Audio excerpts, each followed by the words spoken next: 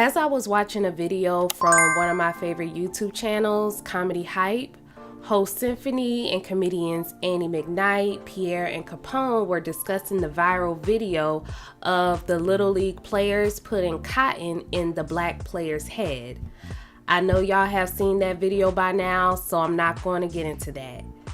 While discussing the issue, Annie McKnight mentioned that the enslaved Africans' hair was once used for furniture. Now, I knew many things were done to the enslaved since they were considered property, no different from owning a cattle, worth no more than a mule and treated worse than one. But it still never came to my mind, and I for sure wasn't taught that their kinky hair was used as if it was wool or cotton. Of course, I found this very interesting, and I wanted to do a deep dive and find information to back up the claim. And this is not to say that the comedian wasn't being truthful, didn't know her stuff, or that it sounded far-fetched, because based on history, it doesn't. Either way, if you know me, then you know I'm going to research and not to take just any information at face value. So I Googled and I YouTube searched, and I came across a video of a guy that refurbishes furniture. I read that the video was trending on TikTok about a year or so ago. Clearly I missed that.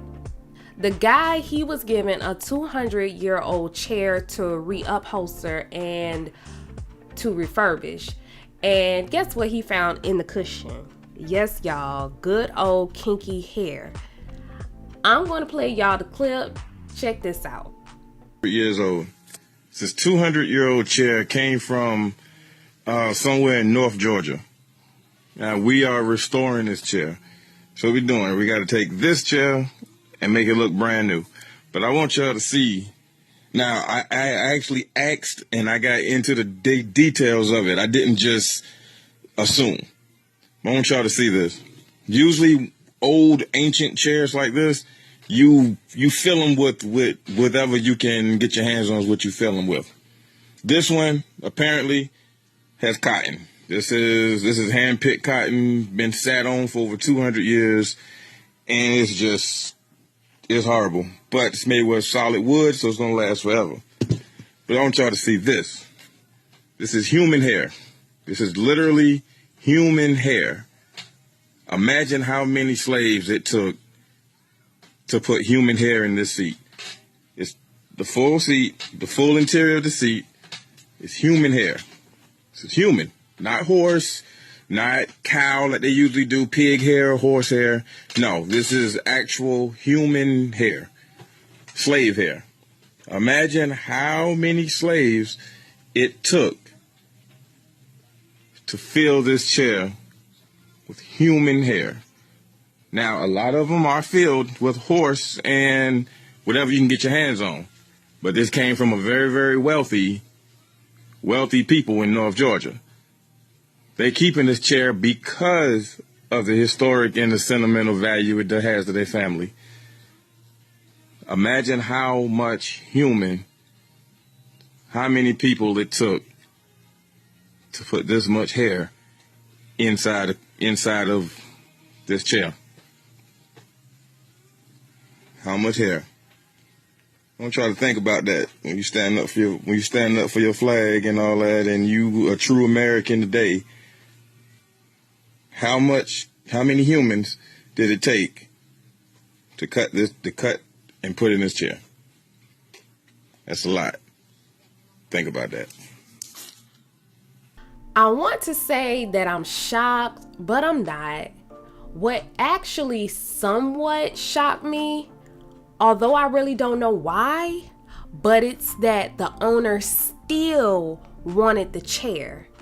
I'm not saying the chair should be thrown away because it is historical evidence of how inhumane our enslaved ancestors were treated. I just wouldn't want it in my home, but that's me.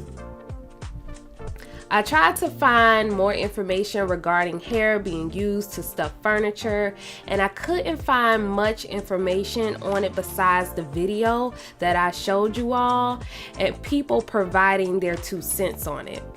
However, that does not mean that this was not a common thing. It would also be hard to obtain evidence since most people aren't keeping 200-year-old furniture. Although while trying to find more information on that, I came across black skin being used for leather. Human leather. The stuffed hair was disturbing, but this was beyond that for me. I don't even know a word to describe how horrific it is. I came across a newspaper publication from 1888 titled Leather from Human Skin by Philadelphia News that describes various reports of white Americans who used the skin of black people to make shoes, slippers, and other personal effects. I'll read an excerpt of it and also leave the link below if you'd like to read the full article. I remember that 2 or 3 years ago, I incidentally referred to a prominent physician of this city wearing shoes made from the skin of Negroes. He still adhered to that custom, insisting that the tan hide of an African makes the most enduring and the most pliable leather known to man. Only last week, I met him upon the street with a brand new pair of shoes. I looked at his footwear as I always do. His pedal coverings have an irresistible fascination for me and said with a smile, "Is the downtrodden African still beneath your feet?" In the most matter-of-fact way and without the shadow of a smile, he answered, "I suppose you mean to inquire if I still wear shoes made of the skin of a Negro." I certainly do, and I don't propose changing in that respect until I find a leather that is softer and will last longer and present a better appearance. I have no sentiment about this matter. We're I, a Southerner. In the American sense of the word, I might be accused of being actuated by a race prejudice. But I am a foreigner by birth, although now an American citizen by naturalization. I fought in the rebellion that the blacks might be freed. I would use a white man's skin for the same purpose if it were sufficiently thick, and if anyone has a desire to wear my epidermis upon his feet after I have drawn my last breath, he has my ante-mortem permission. This is disgusting and really demonstrates the extent to how horrible our ancestors were treated. Somehow the guy wearing the shoes feels he is justified because he fought to free the Negroes. I don't care if the person was dead or not. It is awful, and 9 times out of 10, that black person died in an inhumane way. So why add to it? The disrespect was real. To think that those savages had no remorse, feeling, or shame for what they did. It is also documented that Nat Turner, an enslaved man who led a rebellion of Virginia enslaved people in 1831, his skin and body parts were used for different purposes such as souvenirs. The first president of the United States, George Washington, wore dentures that were made from an enslaved person's teeth. He did not have wooden teeth. Skin as leather and hair as wool. I just cannot fathom why those people were so evil and how awful our enslaved ancestors' lives were.